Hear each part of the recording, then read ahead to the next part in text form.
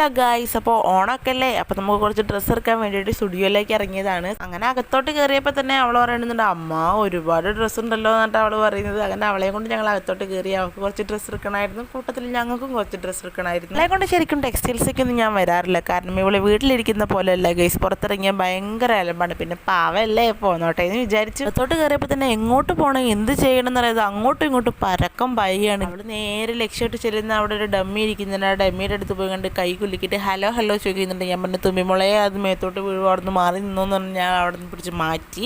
അങ്ങനെ ഞങ്ങളിത് അപ്പുറം പോയപ്പോൾ അവിടെ നിന്നിട്ട് കുറേ ലിപ്സ്റ്റിക്കുകൾ ഇരിക്കുന്നുണ്ട്. ആ ലിപ്സ്റ്റിക്കുകളിൽ എന്തൊക്കെയോ അവൾ വായിട്ട് തേച്ച് കണ്ണാടി നോക്കുകയാണ്. കണ്ണാടി നോക്കിയിട്ട് എന്നോട് പറഞ്ഞു, അമ്മ അവിടെ ഇതാ ഒരു ചേച്ചി ഇരിക്കുന്നുണ്ട് അവിടെ നോക്കിയപ്പോൾ അതൊരു ഫോട്ടോ ആണ് ഗെയ്സ്. പിന്നെ അവിടെയുള്ള കുറേ ലിപ്സ്റ്റിക്കുകളൊക്കെ അവൾ എന്നെ ടെസ്റ്റ് ചെയ്ത് നോക്കുന്നുണ്ട്. പിന്നെ അവിടെ തന്നെ തിരിച്ചു വെച്ച് കുറേ കഴിഞ്ഞപ്പോൾ അവളെ കാണാനുള്ള ഗെയ്സ്. അപ്പോൾ ഇതാ ഡ്രസ്സുകളുടെ ഇടയിൽ ഒളിച്ചിരിക്കുന്നുണ്ട് അവൾ. ഡിസ്കൗണ്ടിൽ നല്ല അടിപൊളി കളക്ഷൻസ് ഉണ്ടായിരുന്നു അവിടെ. അപ്പോൾ ഞങ്ങൾ കുറച്ച് ഡ്രസ്സൊക്കെ